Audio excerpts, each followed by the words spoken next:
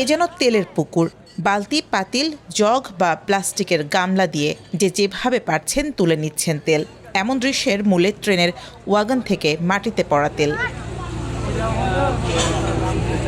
1 April রাত 9:15টার দিকে হবিগঞ্জের মাধবপুর উপজেলার মনতলা রেল স্টেশনের কাছে রাজাপুর এলাকায় দুর্ঘটনায় পড়ে চট্টগ্রাম থেকে সিলেটগামী একটি তেলবাহী ট্রেন। 6টি বগি লাইনচ্যুত হয়। এর মধ্যে একটি বগি লাইনের পাশে খাদে পড়ে যায়। এরপরই জ্বালানি তেল লুটের হিড়িক পড়ে সেখানে।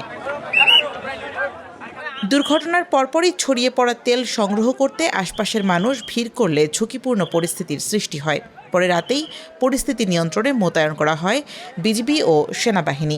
তখন তো কোনো সরকারি কোনো বাহিনী ছিল না বা কোনো নিরাপত্তা বাহিনীও ছিল না, পাবলিক ছিল। ঠিক আছে, কিছু হবে, কারণ এটা তো বাংলাদেশ, এটা তো বাইরে কোনো রাষ্ট্র না যে সরকার নিরাপত্তা দিয়ে সব কিছু রাখবে। এটা হলো বাংলাদেশ, যে যেভাবে পারে এইভাবেই নিবে। দেখছি গাড়িগুলো ফিরে রয়েছে আর মানুষও গিরেট দেওয়া রয়েছে,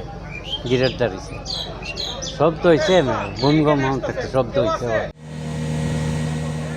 এই ঘটনার পর বন্ধ হয়ে যায় সিলেটের সঙ্গে সারা দেশের রেল যোগাযোগ। পরে আখাউড়া থেকে একটি রিলিফ ট্রেন ঘটনাস্থলে পৌঁছে শুরু করে উদ্ধার কাজ।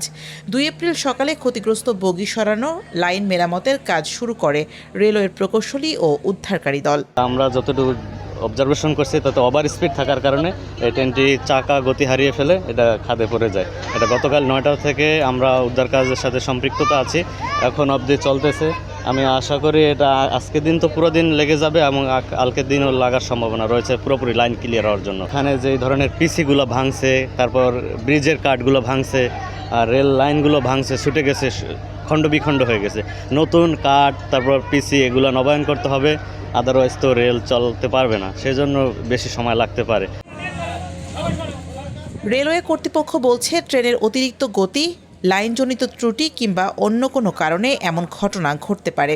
তবে সঠিক কারণ অনুসন্ধানে 5 সদস্যের একটি তদন্ত কমিটি গঠন করা হয়েছে। এই ঘটনাটা ঘটে 9:30টার দিকে। এরপরে আমাদের উদ্ধারকারী আমাদের ট্রেন আসে এবং তখন থেকে আমরা কন্টিনিউয়াসলি কাজ করছি। আমাদের বিভাগীয় পরিবহন কর্মকর্তাকে প্রধান করে আমাদের 5 সদস্য বিশিষ্ট একটা তদন্ত কমিটি গঠন করা হয়েছে এবং তাদেরকে 3 কার্য দিবসের মধ্যেই তদন্ত প্রতিবেদন জমা দেওয়ার জন্য বলা হয়েছে। Over speed, even miscreant activity কিনা সবকিছুই আমাদের তদন্তের মধ্যে থাকবে। রেলওয়ে কর্তৃপক্ষ বলছে 2 লাখ লিটার জ্বালানি তেল ছিল ওয়াগনে, যার 40% ক্ষতিগ্রস্ত হয়েছে।